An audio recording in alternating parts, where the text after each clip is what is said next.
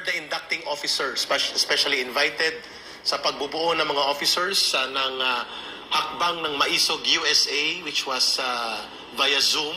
Ay naganap ito noong nakaraang linggo, and dinaluhan ng maraming mga well-meaning and very dynamic Filipino community leaders who were once part of volunteer campaign brigade for the Marcos Jr. campaign sa Filipino communities. How was that? At nabuo itong Hakbang ng Maisog USA with the likes of Attorney Arnedo Valera and many more respected Filipino community leaders in the USA. Salamat for reminding me, Eric, at sila rin ay malaking bahagi ng mga sumusubaybay dito sa programang Pilipinas Nating Mahal. And I think either now, this very moment, or siguro sa replay, they'll be watching us again. I'd like to thank again yung Hakbang ng Maisog USA sa kanilang pakikilahok at pagdinig doon sa ating isinusulong at ipinaglalaban in upholding, defending, and protecting our Constitution. At yun nga, Eric, nag-oath tayo noong linggo nung kanilang officers and members and the conveners and the organizers. And this is just a prelude to the bigger event which they'll be having this coming June 1 and June 2. Dalawang araw. June 1 is for the, parang meron silang isang malaking gathering din ng Filipino community in New York. At sa June 2 naman ay ang kanilang Independence Day Parade. Okay. Na sila ay magpa-participate, and ako ay kanilang muling inanyayahan to join them personally. And the response was overwhelming. So I said yes that I'll see them in June 1 and June 2 sa New York. Magkita-kita po tayo. Pupunta pala ng New York si Attorney Bake. To be with you at madinig ko rin ang inyong mga saloobin bilang mga Pilipino dyan sa Estados Unidos. Umiikot na talaga si Attorney Bake. Kasi itong grupong ito, I know them personally. Itong mga Pinoys for Real Change, ito sila eh. Yes. And then they volunteered to campaign for Marcos Jr., for BBM, without any prodding or yung parang niligawan pa sila, because they believed in the unity team that time.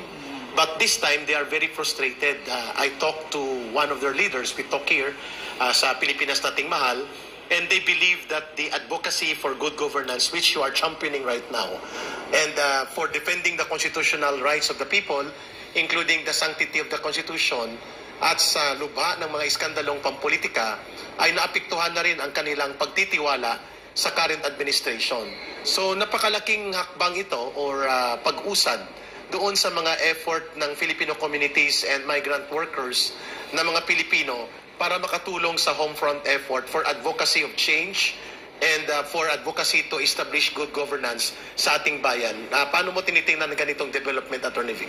Well, very, very heartwarming sapagkat sila mismo doon sa Hakbang ng Maisog USA, Eric, nakita rin at nasubaybayan pala nila yung pagbisita ko naman sa mga OFWs natin sa Hong Kong. At doon makikita ko yung sinabi mo, mararamdaman mo yung disappointment, disillusion, at hinagpis ng mga kababayan ho natin sa Hong Kong.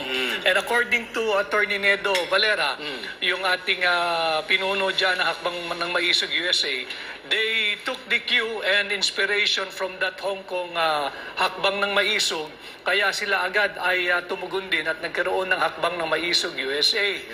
And I believe yung tinig na nagkakaisang tinig dito sa Pilipinas, bagamat sinisikil ka, Eric, alam mo naman yan, hindi tayo binibigyan ng permisong makapagpahayag ng malaya at payapang magtipon-tipon. Funny and ironic, sa ibang bansa pa natin nagagawa.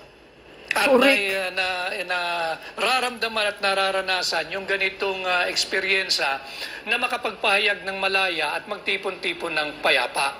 Alam mo, sa Hong Kong walang permit yung mga Pilipino. Tingnan nyo, no need permit sa Hong Kong. Kahit security guard man lang, walang sumita sa amin. Hinayaan kami, yung Filipino community, at yun din nga yung biro ko kay Attorney Nedo. Kako Attorney Nedo, baka naman harangin din ang ating pagtitipon dyan. Abian, no, in the USA, yung right to free speech, yan, buhay na buhay dito. Hanggat pinoprotektahan ang saligang batas ng Estados Unidos, malaya tayo makapagpahayag dito. Exactly. Yan. And Attorney At Vic, sa Hong earlier Kong, on that, wala we nga have daw also permit. received information na kumilos na rin ang Filipino communities and mga migrant Filipino abroad sa Spain. Oh. And of course, na ganon Wow. din sa Japan, they're planning to hold an Independence Day parade between June 9 or 10.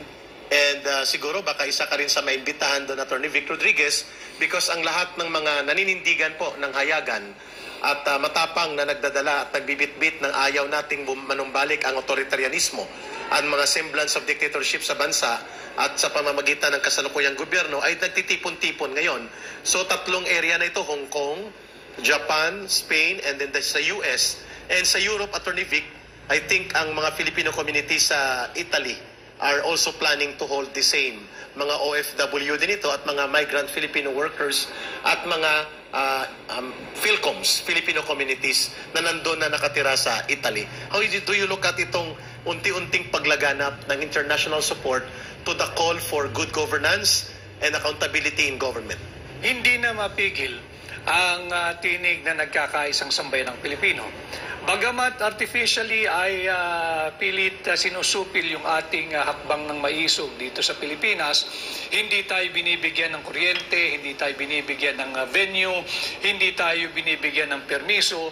Kaya lang hindi mo kayang awatin ka, Eric eh. And at ang magandang nangyayari, yung mismong tinatawag ng pamahalaan ng mga bagong bayani, yung ating mga OFW, sila na ngayon ang nagtutulak at nagsusulong ng adhikain ng hakbang ng maisog. Yes. I am very certain of the hakbang ng maisog Japan na gagawin ngayong June. And I believe it will be sometime around that dates, June 8, 9, or 10. 10. And I have accepted the invitation to be one of the guests and speakers during the hakbang ng maisog Japan.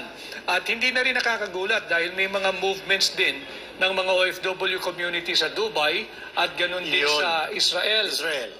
Although sa Israel, alam naman natin na medyo critical area pa yon. Subalit, hindi nyo ho kayang pigilin ang tinig ng mga disgustadong mamamayang Pilipino. Marahil siguro mapapatagal lang ninyo ng kaunti, pero you cannot stop yung mga kababayan nating nasa ibang bansa. At again, yung mga nandito naman sa loob ng Pilipinas, ito po yung irony. Yung mga Pilipino natin na nawalay sa pamilya dahil kinakailangan nila magtrabaho so that they can provide something for their families. Sila pa ho ang nangunguna na dito sa ating isinusulong na protektahan ang ating saligang batas. Marapat siguro na yung mga Pilipino dito sa loob ng ating bansa ay makiisa rin sa adhikain at advocacy ng hakbang ng maisog. And primarily, yung ating isinusulong na yung Filipino interest above all other countries' interest. And yung ating pro-peace and no to war. Yan. Attorney Vic, before natin talakayin yung isang preliminary topic na sinabi ko kanina sa iyo on a side note habang tayo naghahanda para sa episode today ng Pilipinas Nating Mahal, and habang pupuntahan din natin mga kababayan with Attorney Vic Rodriguez ang pag-analyze yung post-mortem analysis, so to speak, on the political context ng nangyaring Rigodon at Codeta na very scandalous sa Senado, kasabay ito ng pagpapatahimik tactically ng Pedialix at Morales expose. Attorney Vic,